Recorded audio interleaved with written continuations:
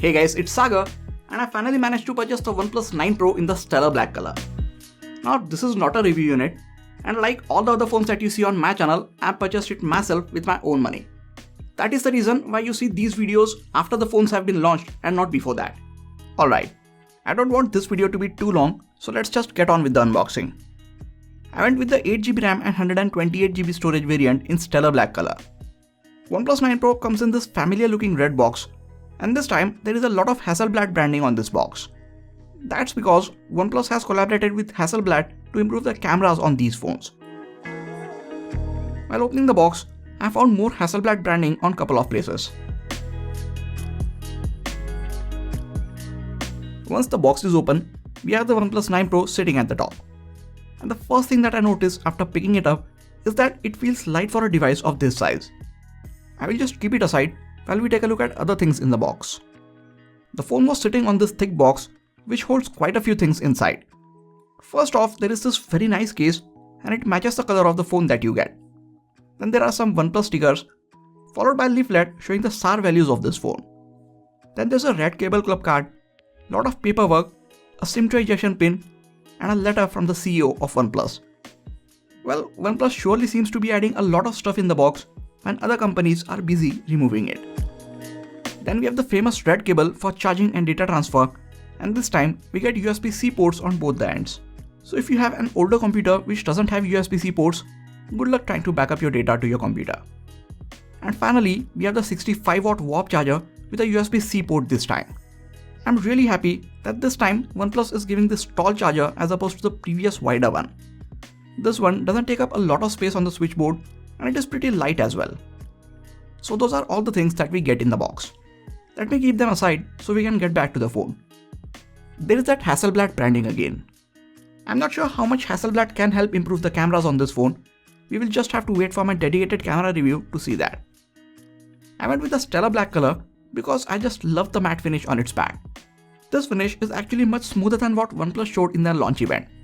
Under certain light, it does look like rough sandstone. But don't be confused, it is very nice soft touch matte finish. If you guys remember, last year I dropped my OnePlus 8 Pro and dented its frame, so this time I am going to use it with this case on most of the time. As the phone is booting up, let us take a look around it. At the top, there is a noise cancelling microphone. On the left side, we get the volume up and down button. On the right side, there is a power or sleep wake button and the OnePlus signature alert slider above it. Now I'm not sure about it, but I feel there is a lot less resistance on this alert slider compared to previous OnePlus phones. And coming towards the bottom, we have the SIM tray on the left, a microphone, a USB Type-C port for charging and data transfer, and the speaker grill on the right. This SIM tray can hold 2 nano SIM cards and there is no expandable storage option on this phone. Let me just come back to the buttons for a second. We often don't appreciate how good these buttons are on all of the OnePlus smartphones. They are made of metal, they don't rattle at all, and there is a very nice and tactile feedback when you press on them.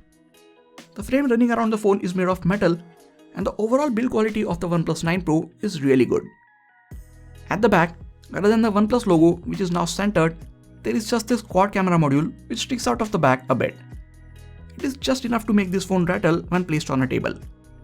The included case does protect the camera module and the lenses from getting scratched, but even with it on, the phone will rattle when you place it on a table. While we are here, let us quickly check out the cameras. Main camera gets a 48MP Sony IMX789 sensor with f1.8 aperture and 23mm focal length. This camera is optically stabilized. The ultra-wide camera gets a mammoth 50MP Sony IMX766 sensor with f2.2 aperture. Yes, the ultra-wide camera on the OnePlus 9 Pro gets even higher resolution than the main camera.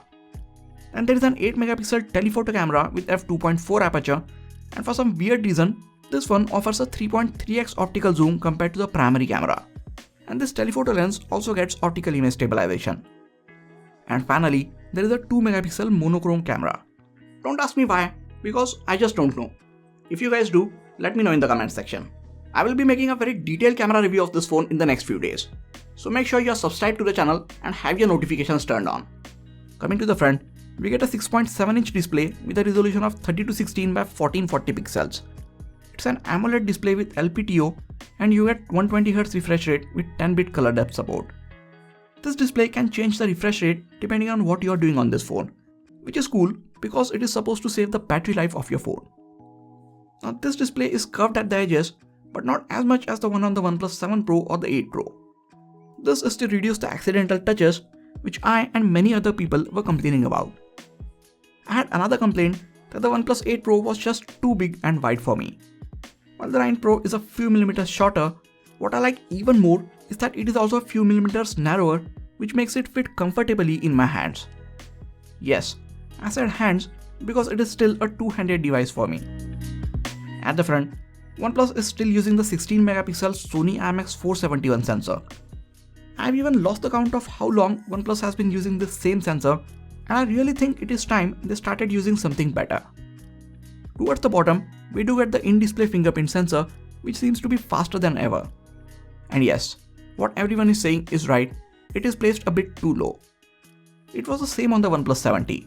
Then they changed the position on the OnePlus 8, and now on the OnePlus 9 Pro, they again moved it a bit lower. It is not a big deal, you will just need a couple of days to get used to it. As you unlock the phone, you will feel how good the vibration motor on this phone is.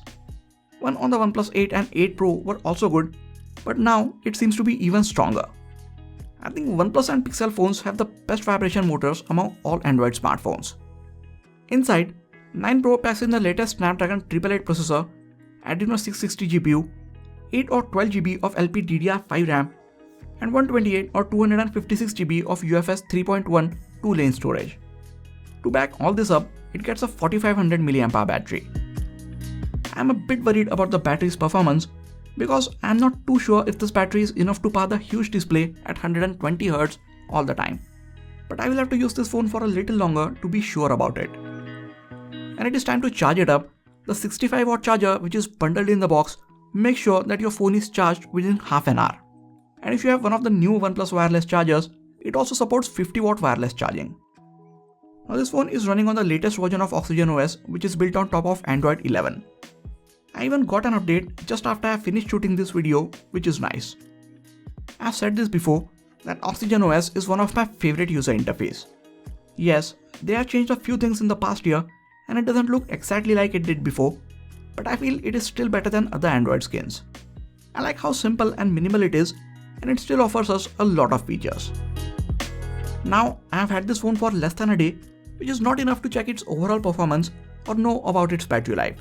So I will spend a lot more time with it and let you guys know more about the phone in my full review. Right now, I can tell you that this phone looks and feels fantastic in my hands. It did get pretty hot when I was setting it up. I just hope this doesn't turn out to be a big issue in the future.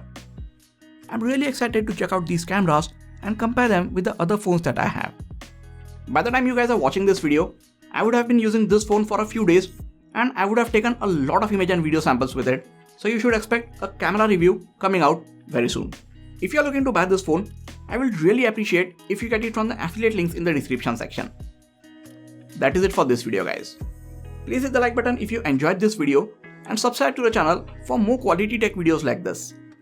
You can also check out some of the other videos from this channel. This has been Sagar and I'll catch you guys in the next video. Take care.